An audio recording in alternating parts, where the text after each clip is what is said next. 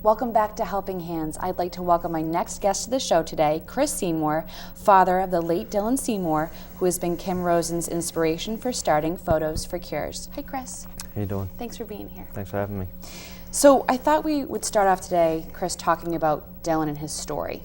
So let's talk a little bit about that. As you know, Dylan is my late son. He was most likely born with cancer. You know, in retrospect, looking back, we missed, we missed a few signs that, certainly we weren't aware of certain symptoms, and yet another reason to be aware, because, his doctors as well and certain emergency room,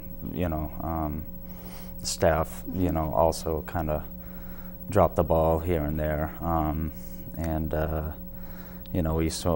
Looking back, he had shown some signs of, bruising episodes, and,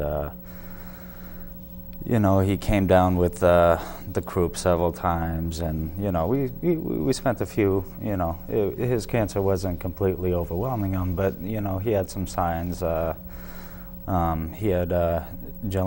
had a rare form of leukemia. It's called JMML, but with all leukemia, as it affects the blood, you can show signs when your blood counts are low of petechiae, which look a little bit like freckles or flea bites, Okay. which, in his youth came about, just at the same time we were house sitting a neighbor's dog and thought they might be flea bites. Okay. We saw, he went through some horrible bruising episodes with his feet, but infants, would stick their feet through the bars of the Right. cribs, and we, thought that he had, broken his foot one time.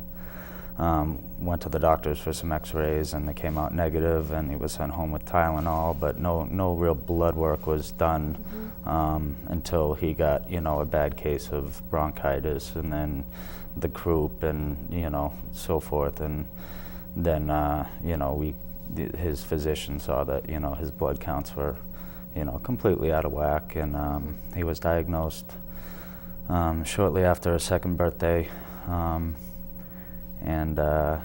went through, a myriad of, awful things, Right. countless surgeries, and we figure about 200 or so blood transfusions, spinal taps. He had his spleen removed.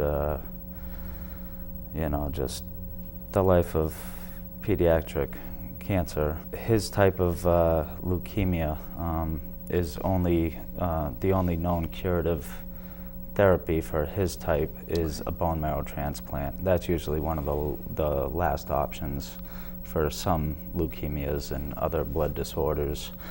But right off the bat, we knew that he needed a bone marrow transplant, and the doctors, searched through the bone marrow registry, as Yeah. none of us were found to be a match as far as his siblings and parents. Right.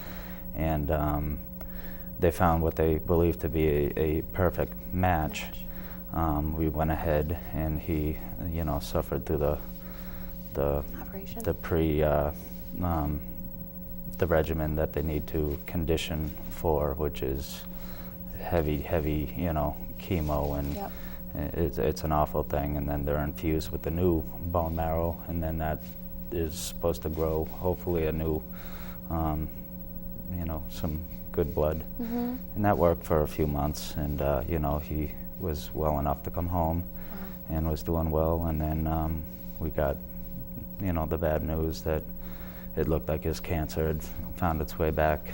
And, loving him, we decided to go for a second bone marrow transplant. Sadly, he died just 2 days into his conditioning regimen.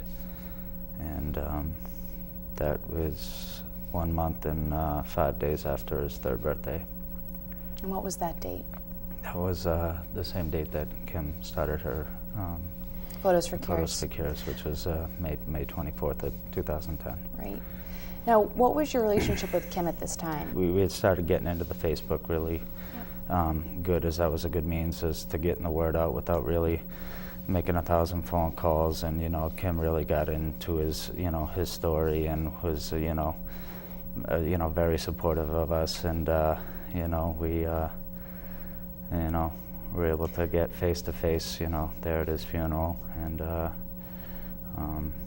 it's we're still on there, and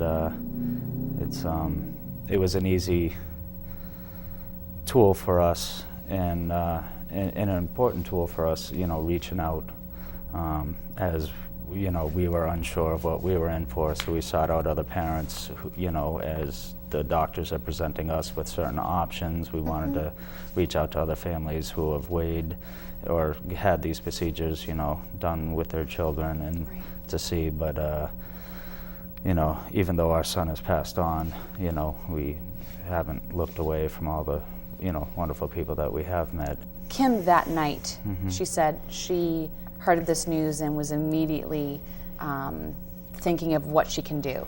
Yeah. How does it make you feel that she's so into this Photos for Cures, and your son was her inspiration? How does that make you feel? Well, it's kind of it's kind of bittersweet for me. I wish she wasn't inspired by my son or anybody else's son. I wish, deep down, I wish it was.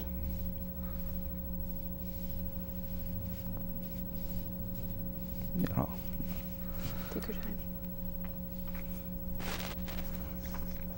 Yeah, I wish there was no need for this. Right. And, a cure, in the end, is the only way that that'll, stop. Right. And, Kim in the last segment was saying, even, everyone's touched by cancer in some way. Everyone has a story, but even if you haven't, people should be learning about this, educating themselves about the signs and things like you were talking about earlier. And by Kim doing this, it's only furthering people's knowledge, and also, bringing more awareness to it. Sure. So. And awareness means money. Right, exactly. For those who don't know, and like Kim had spoken of, how much chemo costs. I've heard that the bone marrow transplant can cost up to $1 million. Exactly, right. For all the care that goes through. Right. Now, just in closing, Chris, why do you think others should hire Kim as their photographer and to raise more money for St. Jude's research? It's very easy to do the Photos for Cures. A lot of people that will be your clientele are going to have these photos taken anyways. It's, I know people that have been treated at St. Jude's. It's a great hospital. It's a great cause, and they're in need of a lot of money. Right. And every year, I believe that every day, the statistics are that 46 children will be diagnosed with cancer, and 7 of those every day will pass. And a lot of people don't think it could happen to you, and pray it doesn't. Right. But it's out there, and it's out there, and yeah. No one's safe from it. It knows no boundaries. No boundaries, no race, no, right. No class. Well, Chris, I want to thank you so much for coming on today. Me. I know it was extremely difficult for you, and but we're trying to get Photos for Cures to the forefront, and so I really appreciate you sharing your story. Thanks for getting it out there. No problem. All right. Stay with us. We'll be right back.